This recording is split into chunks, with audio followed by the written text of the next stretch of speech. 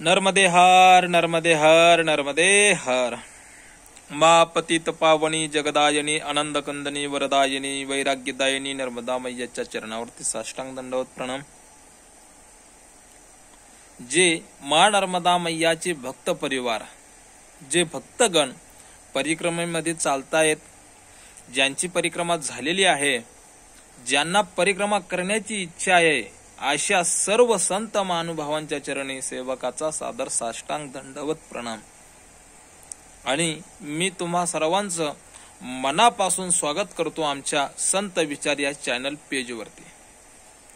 आजचा जो विषय आहे सर्वांना ज्ञातच आहे की आम्ही या आमच्या संत विचार या चॅनलवरती मा नर्मदा मैयाच्या परिक्रमेबद्दलची अनुभवाला आलेली माहिती आम्ही नवीन परिक्रमावासियांना या ठिकाणी देत असतो। म्हणून तुम्ही जर आमच्या चॅनलवरती पहिल्यांदा आला असाल, प्रथमच आमचा व्हिडिओ बघत असाल, तर आमच्या चॅनलला सबस्क्राईब करा, लाईक करा, शेअर करा, बेल आयकॉन प्रेस करून नोटिफिकेशनला चालू करून ठेवा, जेणेकरून येणारे नवनवीन व्हिडिओ आपल्यापर्यंत सर्वात अगोदर पोहोचावेत। म्हणून आजचा विषय हा आहे। मला बरेच जणांनी विचारलं की महाराज, परिक्रमा कोणत्या महिन्यात उचललेली चांगली राहील, परिक्रमा कधी सुरू होते आणि आपण कोणत्या महिन्यापासून परिक्रमा चालू करावी, असे दोन शब्द आहेत, असे दोन प्रश्न आहेत। त्याच प्रश्नांचं उत्तर देण्याचं मी या ठिकाणी एक छोटासा प्रयत्न करणार आहे। मा नर्मदा मैयाच्या परिक्रमेबद्दल अनेक जणांच्या मनामध्ये उत्सुकताही राहत असते। काही जण परिक्रमा करतात, काही जण परिक्रमाला जातात, पण काही कारणास्तव ओंकारेश्वर पासून म्हणा अमरकंटक पासून मागे येतात, तर काही जण परिक्रमा उचलतात, परिक्रमात निम्म्यात जातात, तर निम्म्यातून त्यांना गाडीत बसून घरी यावं लागतं। म्हणजे सर्वजणच परिक्रमा पूर्ण करू शकतात असं नाही। मग परिक्रमा पूर्ण होत नाही, मग करायचीच नाही का? मग परिक्रमा काही अर्धी आत्ता करायची, अर्धी नंतर करायची, असं करायचं का? परिक्रमाचा नियम काय आहे? परिक्रमेचा नियम काय आहे? 6 महिने 3 महिने करायची, अर्धी 3 महिन्यानंतर जेव्हा वेळ भेटन तेव्हा पूर्ण करायचं, जमतंय का? तसलं कुठलाही प्रकार परिक्रमेत जमत नाही आणि ते करूही नाही जरी जमत असलं तरी। कारण एखादं फळ जर निम्म पिकलं, निम्म फळ पिकवायचं आणि परत त्याला साईडला ठेवून दुसऱ्यांदा त्याला जेव्हा वेळ भेटन तेव्हा पिकवायचा प्रयत्न केला, तर ते फळ एक तर खराब होऊन जातं, ना खाण्यालायकीचं राहतं, ना दुसऱ्याला देण्या लायकीचं राहतं। म्हणून तो फळ आणि हे फळ, परिक्रमेचं फळ सुद्धा अर्ध जर सोडलं तर ते काही उपयोगाचं नाही। म्हणून परिक्रमाचं फळ जर भेटायचं असेल तर एकदा उचलल्यानंतर परिक्रमा ती पूर्ण शेवटपर्यंत परिपूर्ण झाली पाहिजे आणि शेवट पूर्णत्वाला गेली पाहिजे, तरच ती परिक्रमा तुम्हाला फलदायी लाभेल आणि भेटते। म्हणून परिक्रमा तुम्हाला जरी वेळ असल नसल आणि नसला तर वेळ काढून परिक्रमाला गेल्यानंतर साधारणपणे पूर्ण परिक्रमा झाल्याशिवाय घरी येऊ नका आणि येऊ नये।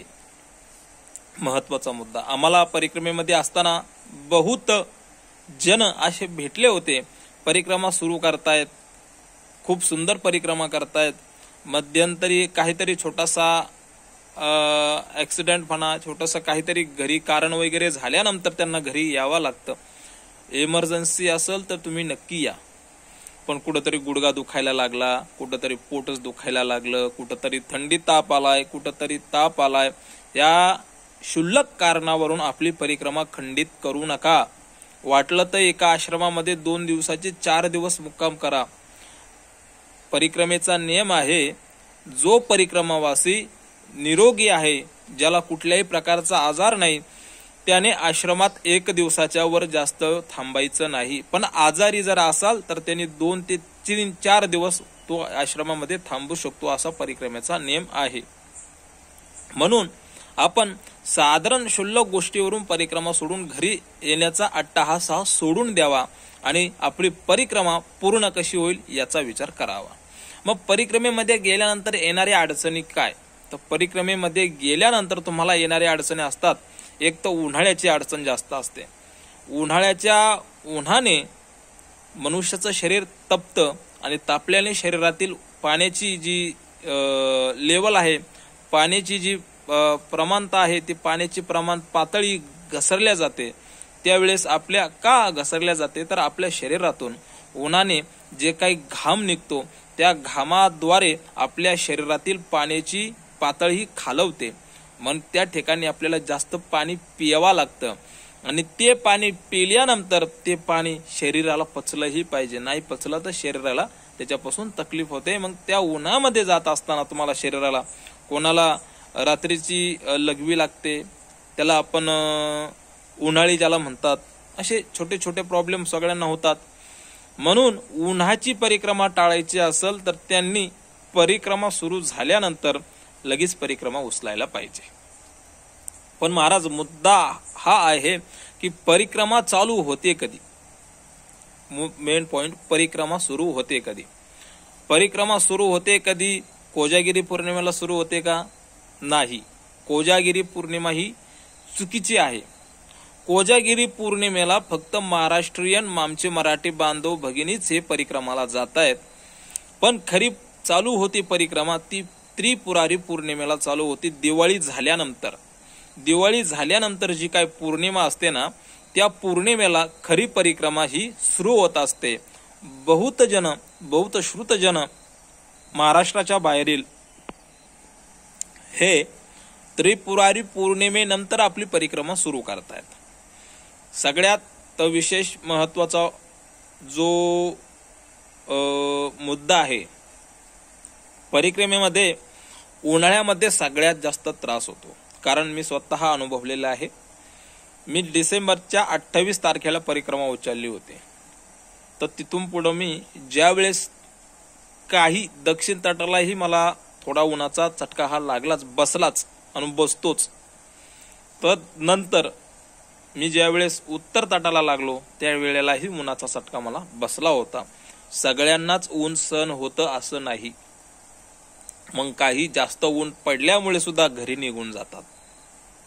परिक्रमा आहे, मला सांगा, आपल्या घरामध्ये साधारण एखादी चपाती जरी आपल्याला खायची असेल ना, तर त्या चपातीला सुद्धा गरम तव्यावरती स्वतःला त्या तव्यावरती झोकून द्यावा लागतं आणि कुठंतरी तिला आलटी पलटी करून आणि मग ती आपल्याला खाण्यायोग्य होत असते। म्हणून त्या चपातीचीही आपण परीक्षा जशी घेतो ना छोटीशी, तशी परमार्थ हा सोपा नाही। परमार्थामध्ये साधना करत असताना तुम्हाला अनेक प्रकारच्या अडचणी येतात, कोणाला सर्दी खोकला, कोणाला थंडी ताप, छोट्या छोट्या गोष्टी येत असतात माणसाला। कधी मग शेवटच्या वेळेस तुमचे पाय उलतील, पायाला भेगा पडतील टाचांना, त्या टाचा त्रास करतील, मग आपल्याला चालवणार नाही। अजून पायाचे जे आपल्या पोटऱ्या आहेत, पोटऱ्याचा भाग हा जो आहे, पोटऱ्याचा भाग दुखेल, मांड्या दुखतील, कंबर दुखेल, खांदे दुखतील। कारण खांदे का तर आपल्या खांद्यावरती आपण जी बॅग लावतो त्या बॅगीच्या वजनाने खांद्यालाही तकलीफ ही होत असते। म्हणून परिक्रमेमध्ये येणारी एकच अडचण नाही, पण शेवट तुमची परीक्षा घेण्यासाठी तुम्हाला पूर्ण परिक्रमेत कधी नाही आलेली जी तकलीफ आहे ती शेवटच्या कालावधीमध्ये जास्त जाणवते। त्यावेळेला जर तुम्ही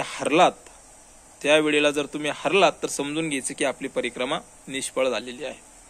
कारण का की माझ्यासोबत घडलेला जो प्रकार आहे आणि माझ्यासोबत घडलेली जी घटना आहे ती मी तुम्हाला सांगत आहे, बघा ऐका।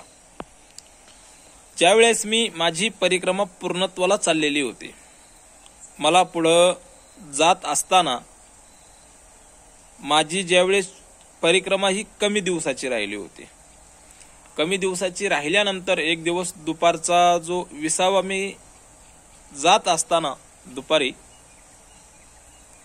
मला अचानक शरीरामध्ये कणकण जाणवली, म्हणजे ताप आल्यासारखं झालं शरीर, आणि ताप आल्यामुळे शरीर व्याकुळ झालं। शरीर व्याकुळ झाल्यानंतर मला थोडंसं अशक्तपणा जाणवायला लागला, डोळ्यावरती थोडीशी तार यायला लागली, म्हणजे नुसतं आराम करू वाटायचा, चालताना चालवत नसत, हातपाय सगळे दुखायचे माझे। कुठं जायचं, काय जायचं, कुठं आश्रम आहे काही माहिती नव्हतं मला। रस्त्याने मी जात होतो, रस्त्याने जात असताना डोळ्याने मला अत्यक्ष अंधुकपणाने दिसत होतं, पूर्ण स्पष्ट काही दिसत नव्हतं, पण मी जात असताना डोळ्याने हीच वेळ होती. आताची जी वेळ आहे संध्याकाळची 6, 6:15ची वेळ होती आणि परिक्रमा माझी थांबवण्याची मला एक माझी परिसमाप्ती करायची होती दिवसाची. पण आश्रम नसल्यामुळे मी थोडंसं चालत होतो. अशा परिस्थितीमध्ये जात असताना मला एक छोटीशी पाटी दिसली, परिक्रमावासी निवास. तर मी त्या ठिकाणी घुसलो. त्या ठिकाणी गेल्यानंतर मला जेवणाची देखील इच्छा नव्हती, कारण डोळ्यावरती तारच तेवढी येत होती. शरीर हे पूर्ण थकलेलं होतं आणि अशी अशक्यता होती की मी सकाळी उठून परिक्रमेला पुढे चालल की नाही. कारण की ज्याच्या इथं थांबलो ते एक गृहस्थाचं घर होतं आणि गृहस्थाच्या घरी आपण जास्त काळ नाही राहू शकत परिक्रमेमध्ये. विचार केला. त्या ठिकाणी काही मजूर हे काम करण्यासाठी आलेले होते, बाहेरचे होते. तर त्या मजुरांनी जे काही त्यांचं भोजन बनवलेलं होतं, त्यांची फुलका बनवलेली होती, कढी बनवलेली होती आणि थोडासा भात वगैरे त्यांनी बनवलेला होता. पण तब्येत बरोबर नसल्यामुळे मला जेवणाचीही इच्छा नव्हती. पण त्यांनी मला थोडंसं का होईना खायला दिलं. तोंडामध्ये ते अन्न सुद्धा जात नव्हतं माझ्या. तरीही मी कपडे धुण्याचीही माझी अंगामध्ये शक्ती नव्हती.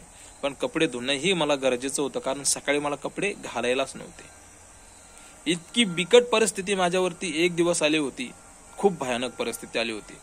त्यावेळेस मी कसं तरी उठलो आणि एक झंडूबामची बॉटल घेतली.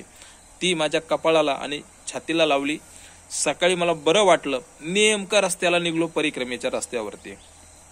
आणि परिक्रमेच्या रस्त्यावरती निघल्यानंतर त्या घरापासून साधारण 2 ते 3 किलोमीटर लांब गेलो. अशा ठिकाणी गेलो, पाटाने जात असताना त्या पाटाच्या कडाला कुठल्याही प्रकारची वस्ती नव्हती, काहीच नव्हतं. जोराचा पाऊस आला त्या ठिकाणी. एक तर रात्रीची तब्येत खराब झालेली. परीक्षा बघा, तुमची एकदा तब्येत खराब झाली, त्याच्यात जरी तुम्ही नाही झालात तरी तुम्ही निघालात पुढं, ठीक आहे. जोराचा पाऊस आला. पाऊस आल्यानंतर अंगावरती एक कागद घेतला. जो आपला कागद घेतल्यानंतर जात असताना रस्त्यावरील वस्तीवरचे जे कुत्रे होते तेही भुकायला लागले. एक तर कागद हा अंगावरती डोळ्यावरती आलेला, पुढे कुत्र कुठे ते पण दिसत नाही, कुत्रही अंगावरती धावत येत होतं. मग त्या टायमाला तुम्ही जर घाबरलात, सगळं जर सोडून दिलं, विचार केला की बाबा मी काय आता करणार नाही आणि मी गाडीवर बसून जाणार, तर समजून घ्यायचं की आपण परीक्षेमध्ये नापास झालेलो आहोत. माझ्या स्वतः सोबत घडलेली घटना आहे. म्हणून मी सांगतो, परिक्रमेमध्ये तुमची परीक्षा ही नक्की होते. कधी ना कधी कोणाची लवकर होईल, कोणाची उशिरा होईल. माझी पूर्ण परिक्रमेमध्ये मला कधी सर्दी, खोकला, ताप काहीही आलेलं नव्हतं. माझ्या पायामध्ये ना मोजा होता ना बूट होतं. माझ्या पायामध्ये फक्त चप्पल होती.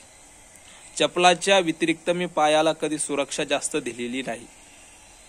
मोजे नाही, सॉक्स नाही, काही नाही, बुट नाही, जसं असेल तसं, चप्पल जे असेल तसं. एकदा जात असताना आपण ज्यावेळेस परिक्रमा करतो, परिक्रमेमध्ये जात असताना मैयाच्या किनाऱ्यावरती वाळू असते. ती वाळू आपलं ज्यावेळेस पाण्यामध्ये पाय जातो, ती वाळू आपल्या पायामध्ये घुसती आणि ते पायाला चिरत चिरत मध्ये, ज्याला आपण पाय उलतात, आपली टाच ही उलत जात असते. त्यावेळेसही तुम्हाला त्रास हा होत असतो. म्हणून बहुत जण पायाला मोजे वगैरे, सॉक्स वगैरे घालतात, बुट वगैरे घालतात. पण साधनेमध्ये शरीराचा जर विचार केला तर शरीराच्या विचाराने साधना ही कधीही पूर्णत्वाला जात नसते. कारण माऊली ज्ञानोबा सांगतात की जो साधना करतो, जो योग करतो, त्याने शरीराची आसक्ती ही सोडली पाहिजे. शरीराची आसक्ती सोडल्यानंतर, या शरीराने तुम्ही आसक्ती सोडल्यानंतर भरपूर शक्तिरूपी असलेली मा नर्मदा मैयाची प्राप्ती तुम्ही करू शकता. फक्त शरीराची आसक्ती सोडा आणि मैयाची प्राप्ती, मैयाच्या भक्तीची प्राप्ती करून मैयाला आपलंसं तुम्ही करू शकता. उत्तम. म्हणून परिक्रमेला गेल्यानंतर उन्हाचा ताप जरी आला तरी तो सहन करायचा. शरीराकडे थोडंसं दुर्लक्ष करायचं. थोडंसं तुम्ही म्हणताल महाराज फारच आजारी पडल्यानंतर सुद्धा शरीर सोडायचं नाही. शरीर सोडायचं नाही, शरीरावरील आसक्ती सोडायची. शरीराचा पूर्ण त्याग नाही करायचा. शरीराला थोडंसं लय जास्त सुख द्यायचं नाही, शरीराला जास्त दुःखही द्यायचं नाही. तुकोबाराय सांगतात, नाताच्या अभंग शरीर दुःख न द्यावा भोग, शरीर ओखाटे न चांगलं नाही वाईट नाही. मग शरीर काय आहे? साधना आहे. साधन आहे. त्या साधनाचा उपयोग करून साधनाने साध्य प्राप्ती करून घ्यायची आहे। या नरदेहाने आपल्याला मा नर्मदा मायाची प्राप्ती करून आपल्या जीवनाचं कल्याण करायचं आहे। ही जी परिक्रमा आहे आपल्याकडे वारी वारी जन्म मरणाची वारी। वारी म्हणजे काय आहे? आपण पंढरपूरला जातो, तीर्थयात्रा करतो, ती वारी जन्म मरणापासून दूर नेते। तीच एक मा नर्मदा मायाची आहे। मोक्षदायिनी जिला म्हणतात, वरदायिनी, वैराग्यदायिनी, मनामध्ये जे काय आहे ते सगळी इच्छा पुरवणारी मा नर्मदा माया आहे।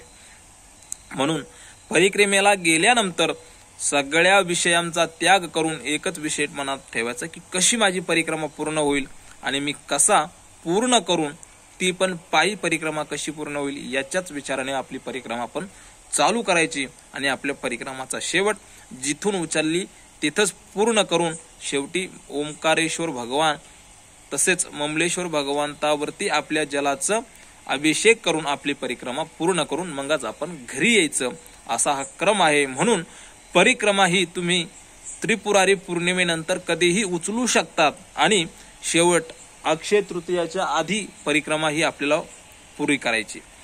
कारण तुम्ही जर अक्षय तृतीयाच्या अगोदर परिक्रमा उचलली तर अक्षय तृतीयाला विमलेश्वरवरून मिठी तलायला जाणारी नावडी ही बंद होत असते।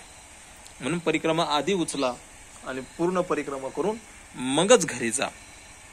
यामध्ये जर कोणाच्या मनामध्ये काही शंका असेल तर कमेंटमध्ये आपली शंका, त्याचं प्रश्न आम्हाला विचारा।